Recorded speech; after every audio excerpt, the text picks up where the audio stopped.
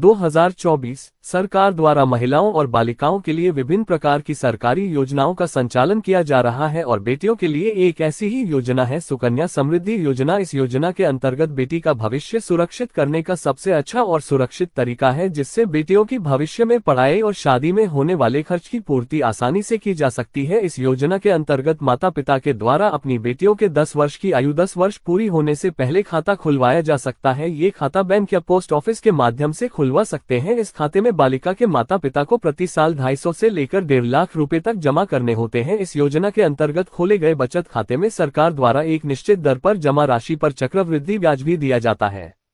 जून में खत्म होने वाली तिमाही पर सरकार की ओर से ब्याज दरों की समीक्षा की जाएगी। हालांकि इस बार सुकन्या समृद्धि योजना के अंतर्गत ब्याज दर में बदलाव की उम्मीद कम ही दिखाई दे रही है। इस योजना के तहत निवेश करने पर 8.2% सालाना का ब्याज दिया जाता है। इसमें निवेश करने पर 80C के अंतर्गत इनकम टैक्स में भी छूट मिलती है। आइए जानते हैं पिछले कुछ दिनों में सुकन्या समृद्धि योजना में हुए 5 बड़े बदलाव के बारे में।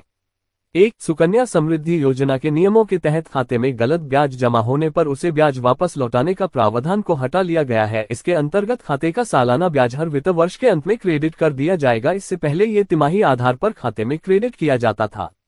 2. पहले के नियमों के तहत अगर बेटी 10 साल की हो जाती थी तो वह अपने खाते को ऑपरेट कर सकती थी, लेकिन नए नियमों के तहत इसमें बदलाव कर दिया गया है। नए नियमों के अंतर्गत अब 18 साल की उम्र से पहले बेटियों को सुकन्या समृद्धि का खाता ऑपरेट करने की अनुमति नहीं है। 18 साल तक केवल अभिभावक ही कन्या समृद्धि योजना के अकाउंट को ऑपरेट कर सकते हैं। 3. सुकन्या समृद्धि योजना अकाउंट में सालाना कम से कम 250 रुपए और अधिकतम 1.5 लाख रुपए जमा करने का नियम बनाया हुआ है। यदि आपने न्यूनतम राशि जमा नहीं की है तो आपका सुकन्या समृद्धि योजना अकाउंट डिफॉल्ट हो सकता है। अपडेटेड नियम के अंतर्गत अकाउंट को दोबारा एक्टिव नहीं करने पर मैच्योर होने तक अकाउंट में जमा राशि पर लागू दर से ब्याज मिलता रहेगा, जबकि यह नियम पहले नहीं था।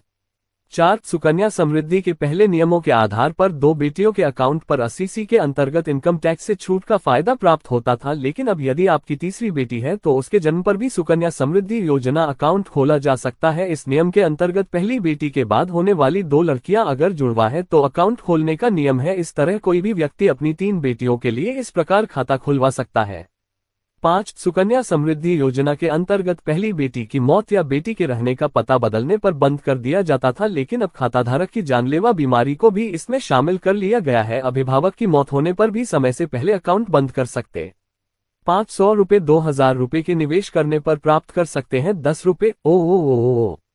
सुकन्या समृद्धि योजना के अंतर्गत 15 सालों तक निवेश करना पड़ता है और 21 सालों में स्कीम मैच्योर हो जाती है। मौजूदा समय में 8.2% के हिसाब से ब्याज दिया जा रहा है। अगर प्रत्येक महीने 500 रुपए का निवेश करते हैं तो साल भर में आपको 6000 रुपए निवेश करने होंगे। इस प्रकार 15 सालों में आपको कुल 90,000 रुपए जमा करने होंगे। 15 से 21 साल के बीच अगर आप कोई निवेश नहीं करेंगे तो भी आपको 8.02% के हिसाब से ब्याज मिलता रहेगा। इस तरह देखा जाए तो 90,000 के निवेश पर आपको 1,60,000 से अधिक ब्याज मिलेगा और मैच्योरिटी पर लगभग 3 लाख रुपए का रिटर्न प्राप्त हो जाएगा। इस तरह मामूली राशि का निवेश करके भी आप बेटी के लिए एक अच्छा खासा अमाउंट जोड़ सकते हैं। अगर आपके पास बजट थोड़ा सा ज्यादा है तो आप इस योजना में 2,000 रुपए जमा करते हैं तो आपको मैच्योरिटी पर 10 लाख रुपए तक प्राप्त हो सकते हैं।